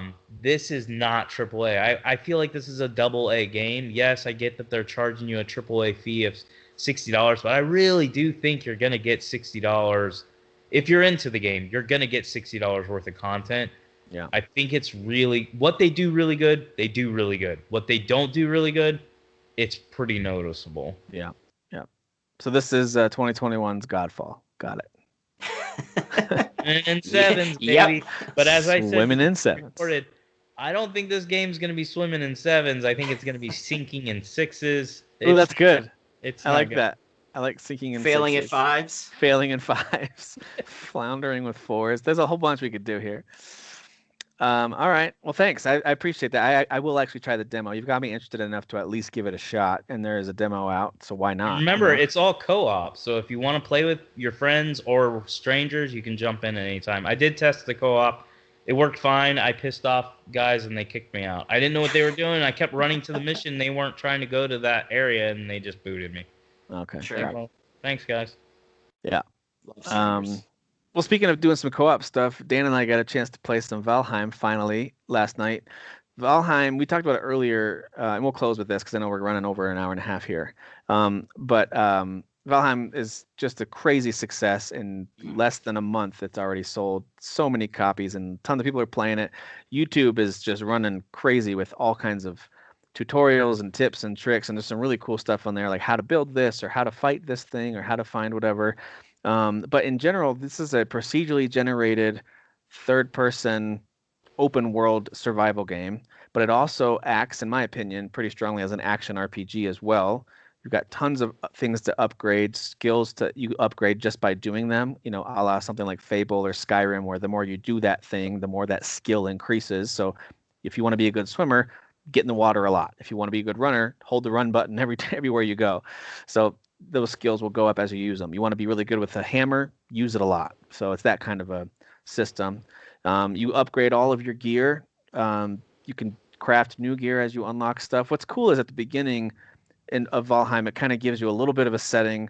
Basically, Odin's trying to start over because everything's kind of gone in the crapper. And so he needs to start over, and he needs you to help start over. So you are someone who has already experienced a life of some kind, and whatever character you create, and the bird that kind of gives you your tutorials throughout the game that kind of arrives and talks to you, they let you know, like, hey, you're going to forget how to create basic stuff, but once you get once you discover the materials, all of a sudden you'll remember how to make that thing again. So that's how they introduced the idea of, oh, once you chop down this tree and get that new type of wood, boom, now you can create 10 new things. And you so don't have to find recipes, no recipes to find, and it's also quite easy.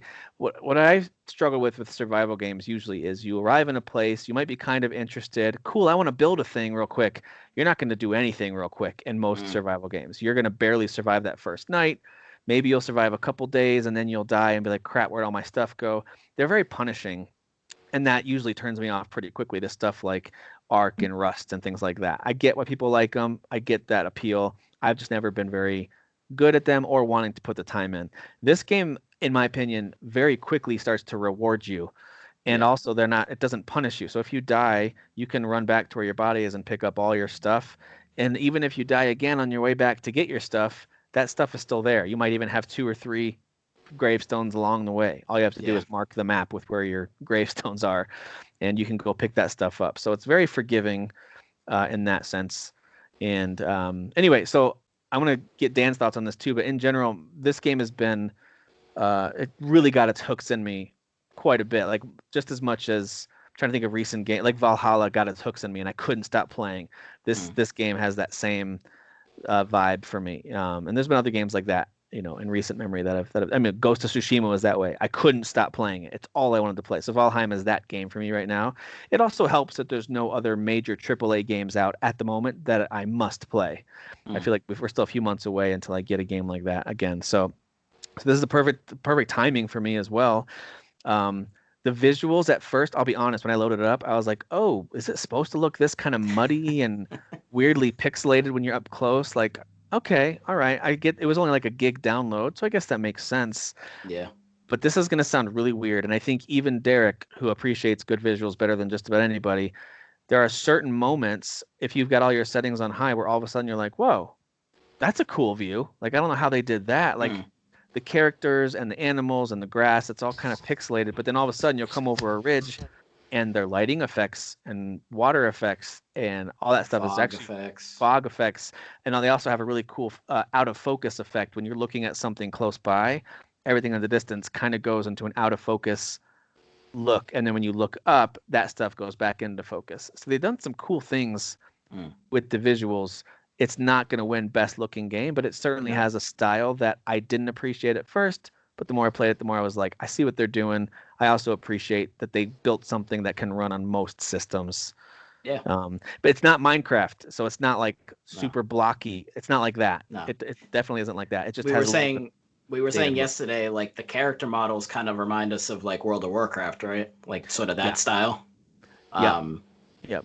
Yeah, and the game itself is almost like it's a combination of like the style of what Minecraft is combined with Elder Scrolls, because then, like you explained, when you're using something, that's how you're leveling it up, which is super addictive. Because if you're super into one specific thing, you just keep doing it, and then you're getting rewarded by it leveling up. So, yep, totally. So the that's combat's super fun. Surprisingly fun too. Like you start out with just like a basic club. All you need is 2 pieces of wood to build your first club, and you can do damage to some of the smaller creatures in the area. You can sneak up on deer, as Dan was telling me. That's what he did to get started, sneaking up on, because you don't have a bow and arrow right away. But the combat at first is like, all right, I hit a button to swing. I get it. But now that I've unlocked more stuff, I've got a sword and a shield now. They actually have a full-on parry system. The way stamina system works is the better you get with a certain weapon, the more you can swing it without depleting your stamina too much. Yeah. So again, that's where the RPG elements come in for me. It's got a good action RPG vibe to it that I'm really, really digging. What's super fun about this game, it's like it kind of harkens back to the days when we were kids and like the internet didn't exist. So you'd go to school and you talk to your buddy about that same game you're playing, and you're like, oh, I did this thing, and you're like, what? How did you even? And then like you're explaining it to each other. Like it's like that, but we have the internet, so there's all these videos on YouTube. That's kind of how I felt last night, Dan, when we were playing. We got online and we were talking about different things the game can do that we weren't aware of, and it was like fun. Stag hammer. Yeah. Neither one of us had built this thing, and it turns out at a certain point you unlock this really awesome giant hammer that you can use that pounds the ground and just sends out this huge shockwave to hit all enemies nearby. Yep. So we, of course, both got one of those hammers and went through a whole dungeon just smashing skeletons with our hammers. Just demolishing. Yeah, that was fun. Demolishing them. You know, we fought a boss. There are bosses in the game that once you beat them, you can get their special power and you can go activate it, and that can give you some kind of huge bonus for a short amount of time. We ran a few dungeons, upgrade this place where you live. I feel like it's got a little bit of everything. If you like the idea of living in a world, and by the way, what's cool about it too is you can invite folks into your world. So I created one that whenever I'm playing with others, there's one Dan and I used yesterday, I'll have a world that we can go and advance together in. But also, you can create as many as you want just of your own, and it'll procedurally generate a brand new world just for you. You don't have to let anyone else into it. You can keep it locked down to just you playing in it, and you can advance it or not at whatever speed you want to. And so I like that too. If you're a single player, I think this can be a very fun solo game. And we confirmed yesterday it's also fun to play with others. I thought it was fun. Yeah. The health system's actually kind of cool too. I don't know. You also think Sea of Thieves is fun, so. This is probably more fun than Sea of Thieves. I don't know. I think the health system's cool because, like, and I learned this through a video. Like, when you highlight any type of food, it'll actually tell you how much HP it gives you. So it gives you HP over time. Yeah. So there's like a meter at the bottom left that fills up with health. Like if you have low health and then you eat some stuff, then it kind of opens up, sort of almost like, think of it like a container. And then over time it fills up. But you eat different foods and it stacks up different HP regenerative amounts. I'm not saying that correctly. So like if you eat a piece of meat and like a mushroom and a fruit, it'll give you like 6 HP per second or whatever. But you can't just eat 3 of the meat or 3 fruit. Like you have to. You want to eat different things. Kinds. Yeah. Yeah, and I think that's cool because like it's like you're going around, you're picking up things, and you want to be observant, and again you're kind of inspecting all of the stuff, and yeah, if you're stacking that on top of each other properly, then it's you're not being punished when you're playing the game. It's almost like a bonus. You figure that out, and you're like, oh cool, I can eat 3 different things, and now I have extra health. Because you could just run around not eat anything technically, but you're gonna have like very little health, and it's gonna make the game a little harder. So some of the stuff that they do have in the game, but they don't explicitly tell you, and this could be because it's early access, and they have yet to really add in a true tutorial. They've got some things, but otherwise they want you to find out for yourself. Again, this is just me. I know this isn't for everybody, but I've had so much fun stumbling across entire systems that the game has that I wasn't aware of. So I won't say too much more outside of there's a lot of farming you can do in the game that I wasn't aware. That includes both livestock and planting stuff that I wasn't aware of until I kind of stumbled across it. Like, oh, you can do that. That's cool. Or the way that ships work. I was frustrated with them at first, but they actually do make some sense. It's not as easy to navigate as like an Assassin's Creed game, but they do work, and the wind is a big part of that. That totally works as well. And then the way structures work. Again, I'm so glad that they did this the way they did. Building structures in survival games can be so punishing to the point where it's not fun. This to me is a lot of fun because if you totally screw up or you hate the way it looks, you can tear down any whole section or an entire building as much as you want to, and you'll get all the pieces back to try again. So it's, again, very forgiving on allowing you to experiment with how you want stuff to work. And I do like their structural support system. You can't just build a crazy wall that goes infinity high. Right. Like it's all about what pieces are touching the ground and how close are your high pieces to the ground. So as you upgrade your ability to build stuff, you'll be able to create different types of beams that now connect you to the ground quicker. And that essentially allows you to build more complex and bigger structures. And eventually you'll be able to get metal and stone pieces that help you further support that. And you can build even more advanced structures. So anyway, all that to say this, these are not usually the kind of games that I like. I usually try them or introduce them to my kids and let them go wild while I get back to my whatever game. This one got me real good. And then being able to play with friends too has been a lot of fun. So it's easy to do. It's really easy. Yeah. Now, I think at some point they'll probably add dedicated servers. I mean, they've got the money to do whatever they want now. Yeah, they do. My prediction is that they'll eventually add dedicated servers. What that means is that, Dan, if you and I start a world and then you decide you want to go in and upgrade stuff for a while and farm in that world, right now you have to wait till I get online and host that game. That's because there's no dedicated servers. I think eventually they'll get there. I think they'll add those. And I think this will eventually come to consoles. Because right now it's PC. Yeah. I mean, right now, what is it, a 4 or 5 person team? So obviously just the financial, influx, just all that cash coming in suddenly, they're going to probably beef up the team a bit, start kind of trying to get things out a bit quicker. How many people are in their team? There's a 5-person, it's a 5-person studio. So if they're charging $20 and they sold 4 million copies. Yeah. Now, Steam obviously taxes them. I think it's 30%, might be higher. Still a lot of money. The point is you're looking at $40 to $60 million that they just got. And this is just 3 weeks, so this is going to keep going. I think they'll probably just be like, we're done supporting this game. I retire. Dude, I've thought that too. I'm like, would you just be like, hey, thanks everybody. I'm going to sell this off to some bigger company and we're done. Like, we're good. But yeah, that's so impressive. Good for them, though. Yeah, it definitely is lightning in a bottle, as Dan said. It's not something that's easy to create. But listen, I think they basically just said, what do we like about survival games? And they took some of those pieces. And they said, what do we like about open world action adventure games? They took some of those pieces. And then they made it super accessible for a whole bunch of people. The problem is it's not on consoles. This game would, I think, just destroy on the Switch, PS5, and Xbox Series X. I think there it is would controller sell support like on the PC, it's so it's already awesome. got. Yep, the controller support is mostly there. Dan, you said that there's still some pieces that you have to switch over to mouse and keyboard. Yeah, some things are just easier, and I can just click on it super quick as opposed to shifting with the trigger buttons. Yeah. So. But I mean, especially the Switch handheld mode, activate the touchscreen where you can use your inventory that way. Like this game to me is a no-brainer on something like the Switch. But anyway, it's also just fun to see a little 5-person team out of nowhere. They had no expectations. They just wanted to get some early access cash to keep going. And I think they expected to be lost in the shuffle of all the other Steam early access stuff. And nope, now they are breaking records. I think they've got like the third highest or something, most simultaneous players, over 500,000 was their peak. Yeah. Which is that's insane. Awesome. That's crazy. It's kind of like Among Us. Like Among Us technically had been out for like what, a year or two, but then suddenly there was just the influx of popularity. So that was like a 3-person team, I think. So yeah. That's cool. Oh, also, if you're curious, because it is a massive open world, it's a huge open world. I did just discover how fast travel works, and I won't say much about it other than to say you get to decide where fast travel happens. So that's kind of a cool system they implemented as well, that you get to set up fast travel for yourself.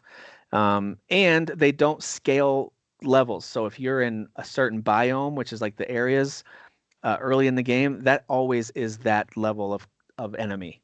Nice. So as you get stronger, they'll get incredibly weak, and you'll be able to one-shot everything.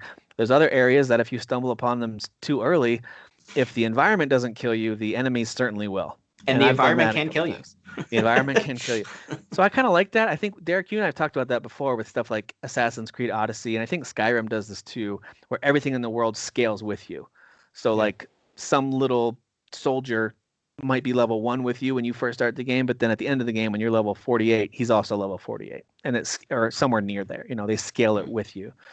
And I think there's some pros and cons to that. This goes back to the old school method of you can explore if you want, but if you're not ready, you're going to get wiped pretty quick. So I prefer that for sure. I kind of like it. Yeah, I kind of like that. But all right, I know we kind of went over a little bit today what we wanted to, but there was a lot to talk about. Derek's got me interested to play some Outriders. I am excited for the upgrades to Final Fantasy VII, so it's cool to hear Dan's take on that. And if you guys have PCs, even they don't have to be really high specs. I mean, Dan plays it on his laptop that is medium level. I have a 4-year-old mid-tier laptop, and I mean, I have to, turn some things down, but like again, it's not some crazy visual 4K masterpiece, even on high settings. It's a small download. Like I said, it's like 1.5 gigs or something. Yeah, I think. If you're humble and you don't mind turning some visual stuff down, unlike Derek, he's not visually humble. No.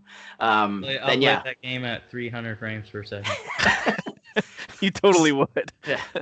Like Dan said, it'll just go fast forward. It'll be like game's over already. Your frames are too fast. It's over. Yeah. So. But all right. Well, thank you guys for listening this week. Thanks, Dan and Derek, for recording right in the middle of a day. So I'm glad this worked out. And thank you all for listening. Talk to you next time.